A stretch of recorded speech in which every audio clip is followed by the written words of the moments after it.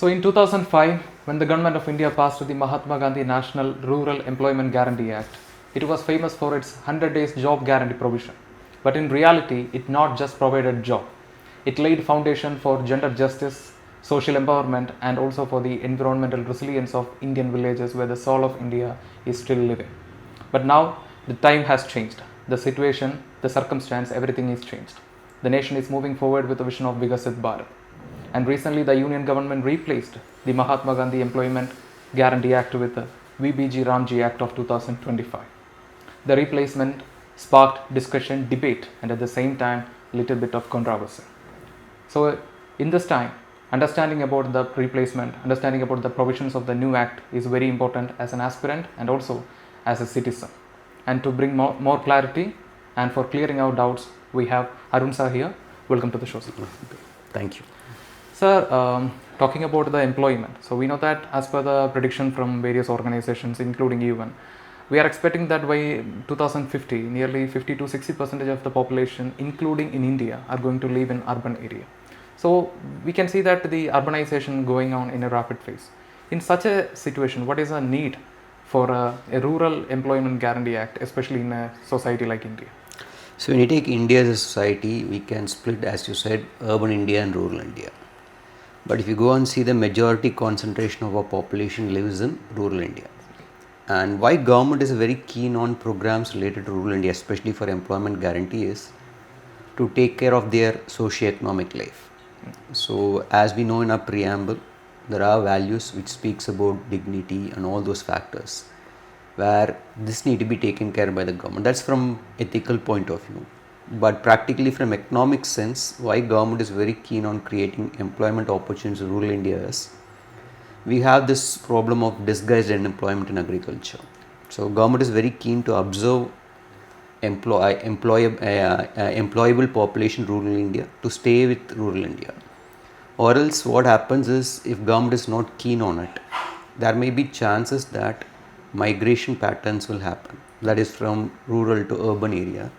Where in urban area, if population is very larger numbers, problems will be very complex. So government cannot able to contain that urban issues. So government has multiple objectives. One is to focus on socio-economic life of the rural population and also to stop rural to urban migration. That may be the primary reasons. So coming to the act, the VBG Ramji Act of 2025. So what is the background of this? Why now? So regarding the current act, we are passing in 2025. Already we have an act for 2005 based on MGNREGA. There are three major reasons according to me why government is keen on this act. One is change rural life. We will discuss what is change rural life when compared to 2005. Other one is weaknesses in existing MGNREGA act. And third one is technological evolution. So government tried to incorporate all these factors in the new law. For example, change rural life, if we take it as a point, 2005, if you go and check poverty level in India, especially rural India, numbers are very, very high. Current India, poverty level, especially in rural India, is going down drastically. So government really understands this. So right now, people are not in need of basic things, which is taken care by various schemes of the government. Last 10-15 years, various schemes were focusing on multidimensional poverty. So government have the clear indication that rural life is improved a lot. So previous schemes of MGNREGA lost its relevance there. Oh. So they want to rework that scheme of rural employment. That's the primary one. First one is regarding the rural context. Second is regarding weaknesses in MGNREGA Act. One good example of that weaknesses is MGNREGA's key provision is demand driven. So people need to go and ask the job where government will provide the job. In 2005, that seems to be very advisable one, because whoever needs a job, they can approach the government for 100 days labors are given to them. Right now, we can see that need to be streamlined with our national goals. So government is thinking that we want to have a separate law for that. That is a second reason. Third one is technology. Right now, we are using a lot of AI in modern day world. So government is also using AI in various processes. So the previous law of MGNREGA, incorporating technology into our provisions of implementation becomes challenging, because act wise lot of things need to be changed. So government thought that okay, we need to have a separate law which guarantees all these factors. For me, these are the three reasons why the current context of creating this law. So we'll come to the technology, but before that, I have a question regarding the funding. So the VBG Act has completely changed the funding structure itself. So before that, the wage for the unskilled labor will be provided by the central government, and the other expense will be taken care by the state government. That was the system under the MGNREGA. But now, as per the new system, the state and the center will be sharing the expenditure. 75% will be from the center and 25% will be from the state. And also, I think this provision is also sparked some controversy, saying that this will increase the burden on the states. And if you take the recent examples, like in Kerala, the ASHA workers were going on strike, demanding more, increase in the wage. So in such a situation, is this advisable? Is it to what extent it is feasible? Like this the shift from the demand-driven to normative funding. So right now you'll understand the challenges of MGNREGA funding. So as we said, it's a demand driven. As a demand forecast will be always complex to do it. From factual point of view to check, I think 2020 and 2021, in that year, budget estimates for MGNREGA was 60,000 crore. But actually the revised estimates are very close to 1.2 lakh crore. Probably Corona may be the reasons. The government felt that under this demand-driven budgeting, it's highly complex for them to predict it. So better we need to have this normative funding. What is this called? Normative funding is, there are certain guidelines and conditions on which money is being allocated to states. So there are certain parameters identified in that. One parameter is like infrastructure gap in the state level. Based on that, they allocate the money. Similarly, aspect of poverty. Based on all these factors, they'll allocate the money. And as you said, right now they are transforming from center sector scheme to centrally sponsored scheme. Equal commitment from state and union governments are being encouraged, or probably by 60-40, 90-10 is being encouraged. Reason why it's being done is, under MGNREGA, as money is being allocated for all the states. But if you go and check practically, there are certain states where MGNREGA never took off in the census, especially in southern states. The need for MGNREGA is not there. Because in rural India, especially like southern states like Karnataka or Tamil Nadu and all, where they have employment opportunities, where they get minimum wages of 1,000 rupees in the market itself. So they doesn't want to come and work for MGNREGA. Mostly who are getting into that is people who are not seems to be accepted by the job market or old enough. So government felt that there are certain states just spending money because money is being allocated. There's no use of that money in them as per scheme requirement.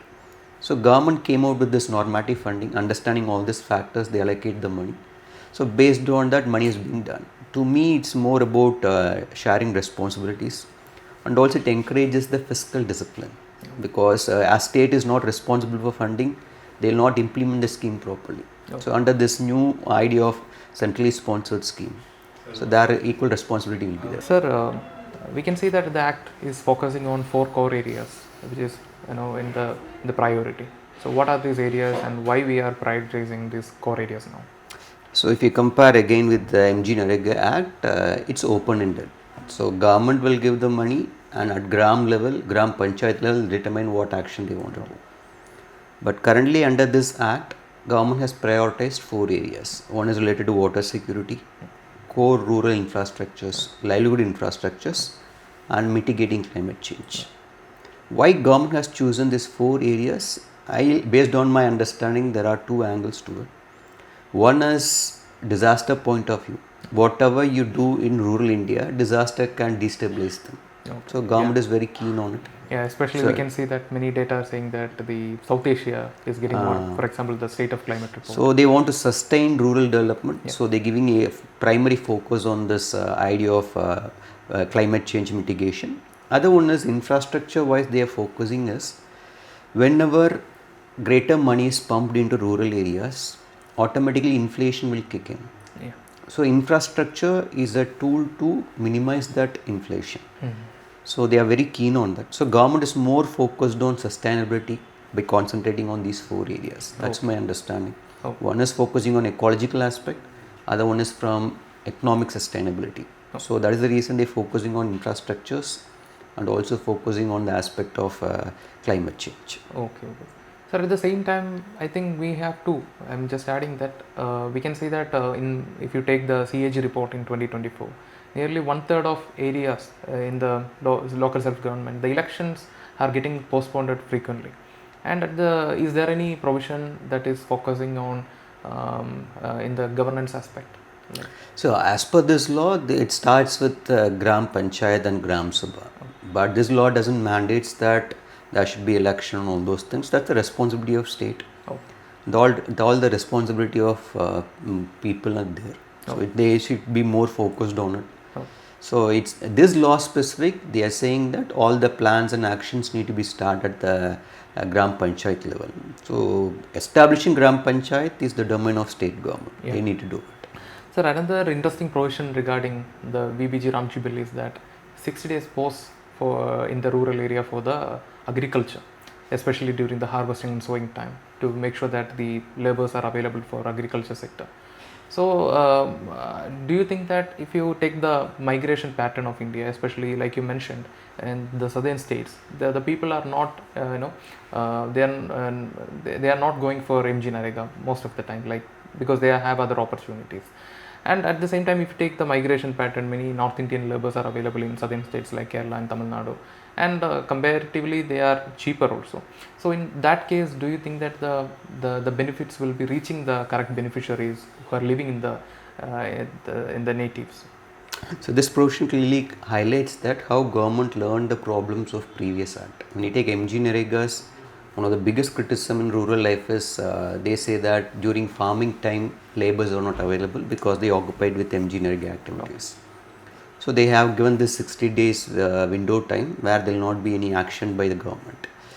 And your question regarding North Indian migrant laborers in agricultural sector, one aspect is when you are in farming activities, harvesting and sowing is the two area where it's very time sensitive. And that time it can absorb large number of laborers. So probably this will not be a problem for local laborers when you're going into harvesting and sowing. So even the act says that this 60 days window is given for this particular purpose.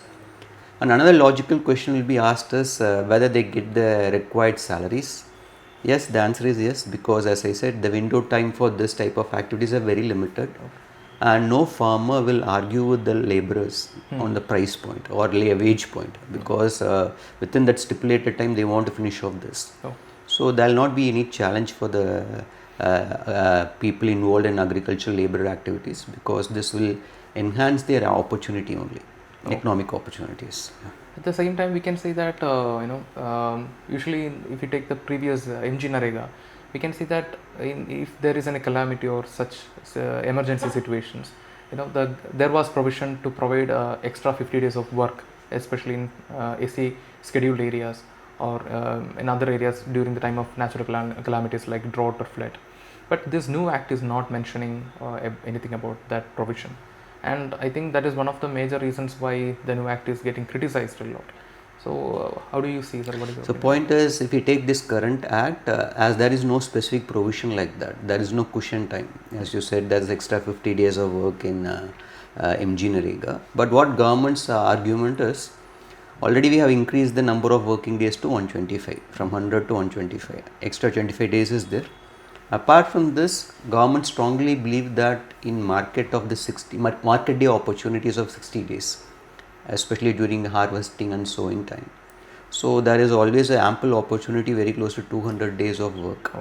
So that will be compensated. That's the belief of the government. So they think that market opportunities during that time, that is job opportunity, that time will be readily available. So they doesn't give this cushion time. Sir, another question is regarding the technology. You already spoke about that the new act is giving more importance to digitalization. And we can see that if you take the recent time, since 2023, many people got excluded from the act because of the Aadhaar-based payment and biometrics system. And we can see that to ensure transparency and accountability, the VBG Ramji bill is also giving a lot of importance to technologies like biometrics, satellite imaging and all. And is there any framework mentioned by government for the implementation of these digital initiatives into this employment act? Government's intention of including this new technology is, they are saying in major areas like performance tracking, planning process, and also payment modes. These are the three major areas they want to include technology into the system. And as you said that there is always a technology and exclusion. These are all implementation challenges. Probably government need to work on it. Probably there's a work, they'll say a fix over it. But without technology, going for this larger schemes will be always not a good thing to do. And if you take MGNREGA as one of the challenges, even they try to introduce technology into the system like Aadhaar based payments and all, still government feels that there are a lot of fraudulent activities are happening there. No. So they want to plug all those holes. No. Even in the current law, they say that AI enabled fraud deductions all are being added as a provisions. So they are trying to leverage the technology for better implementation. We hope that government will overcome these practical challenges. Sir, one of the major challenges or doubts that we are having regarding the preparation is that whenever there is a scheme or any changes in the scheme, how to approach it, like how to approach such questions or how to make notes for such topics. So how can we do it more effective, sir? So in the aspect of prelims, when you prepare for schemes, always focus on social sector schemes a lot. That is a priority area. Social sector schemes, health, education, and related to rural development. And in that scheme, priority area for prelims is who's the targeted population, what is their objective, and who is implementing it, which ministry is responsible for it. These are the three priority areas you want to focus on. You doesn't need to focus on budget allocation. That's not required. No. So just based on this, you want to focus. From mains angle, when you take schemes, why the scheme is being created in the current context, any related previous schemes, what are challenges for it, and how the current scheme is able to achieve the larger objective. So right now we saw that the recent scheme focused on Viksit Bharat. So how the scheme is trying to integrate that Viksit Bharat at local level. So for that, what is institutional mechanism, process mechanism developed under the schemes. So in that aspect you want to study. One is from previous act or programs, what are challenges and what is the larger object it's going to achieve by means of institutional aspect, process aspects. That should be the focus of any schemes you're preparing for your main exam. Okay, sir. Thank you for the Thank you. Thank you. Thank you.